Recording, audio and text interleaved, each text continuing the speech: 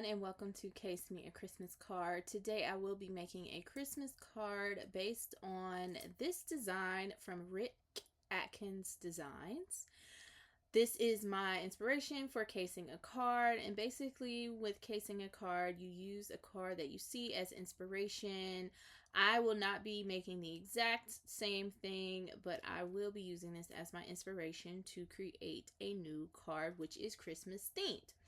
So I will be using the Spellbinders Christmas Foliage die to make this card. I'm not coloring. And I also have some sentiments from Hero Arts that I will be using as well. So I did go ahead and die cut out elements of the card. I have red and white poinsettias as well as gold centers here. I have all of the foliage die cut in two different tones of green, so I will be putting those together. And as I mentioned, I am using sentiments from a Hero Arts foil and press set, and it is here for the presents. It is a new release, the October release from Hero Arts. For this card, as you can see, Rick did add some inking to the edges, and I love that look. So I'm going to do the same. I am using Distress Oxides for this card, so I think I'm going to go with Barn Door instead of Lumberjack Plaid, but I may be using Lumberjack Plaid to add some depth to my die cuts. So, just going to subtly add the red around. And if you want it to be more distinct, you could die cut out an oval or some type of masking to get those colors in the corners. Moving on to my die cuts, I lay those out so I can add color to the center. I am using the Lumberjack Plaid Distress Oxide to add color at first, and then I end up adding a little barn door just to make the centers more pronounced. It is kind of hard to see the difference, but I promise you there is one. So the centers do look a little matte. Once I am done with all of my red flowers, I just lay them to the side to kind of dry and group them by size for ease of layering when it is time to do that.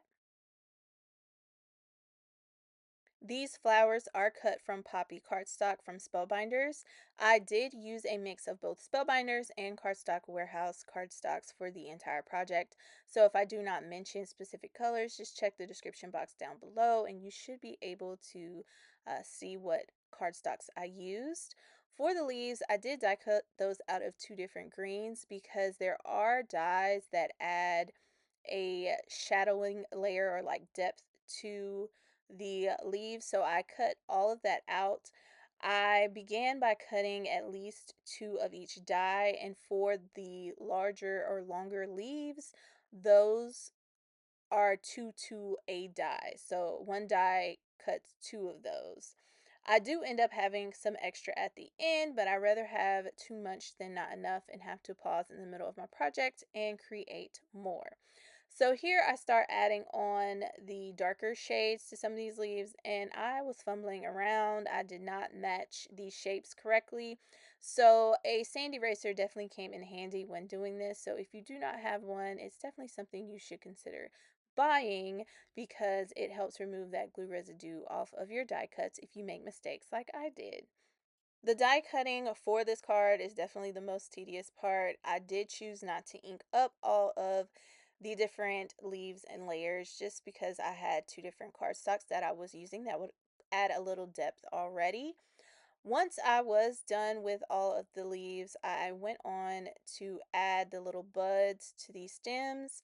I chose to add the red to the lighter color green and then the white to the darker color green because I like to balance out my cards. I didn't want there to be too much red and not enough white. So I did die cut those out and add those in. And as far as placement for these little buds go, I just went off of the picture for the die set, but you can easily just mix them up if you choose and not really care about the placement.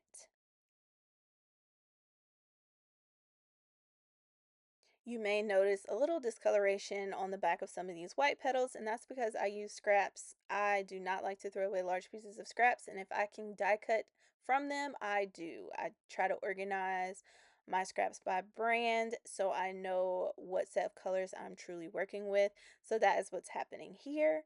Once those little buds were complete, I moved on to my poinsettias and I added small foam squares to the center of the larger layer, and then I popped up the smaller layer, trying to offset things as best as I could.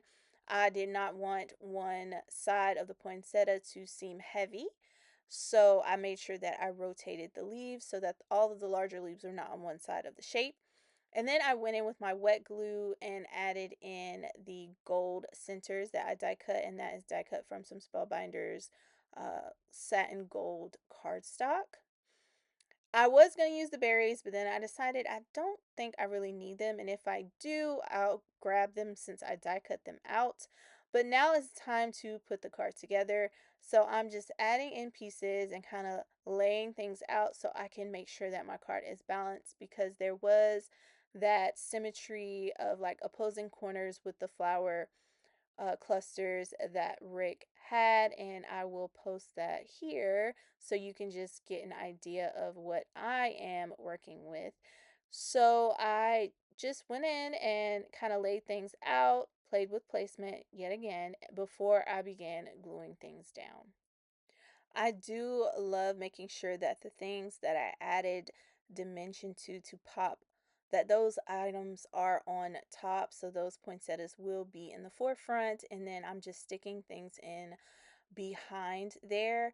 I had 6 poinsettias cut out, and I decided that I did not need all 6, but I still wanted to use the smaller layer of the flowers, so I do take those apart, you saw there, and I'm going to kind of bend the leaves up and place that into the bunch so that I'm working with threes. I kind of like to work with odd numbers when I'm working with bunches, especially for the larger elements.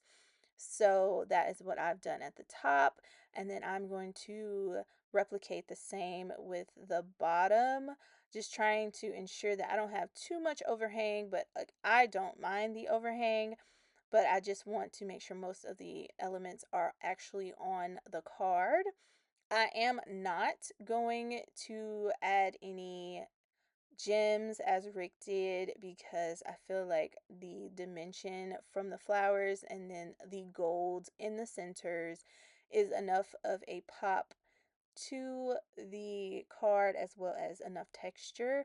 So I'm not going to do that, but I am going to add in the gold foiled sentiment, and that sentiment comes from the Hero Arts set here for the presents, letterpress, and foil set. So you are able to letterpress or foil those plates as well as die cut them out. And I used some of the satin gold foil for these. I also had a sentiment that was just letterpress with black ink, but I want the sentiment to pop since I am not using any additional gems. I'm just going to add on some foam squares. I cut them down to fit, and then I'm going to center that in the center of my card. And that is my card panel. I did a few cleanups here and there, but yeah, that is my card and I absolutely love it. Be sure to head over to Rick's channel. That is why I cased him. He is up next. And be sure to comment on all of the videos in this hop. There are tons of sponsors and prizes up for grabs, so be sure to comment. Go check out the Instagram portion of this hop. And thank you to Michelle for including me and inviting me to be a part of this Christmas collab. Thank you so much for watching and have a great day.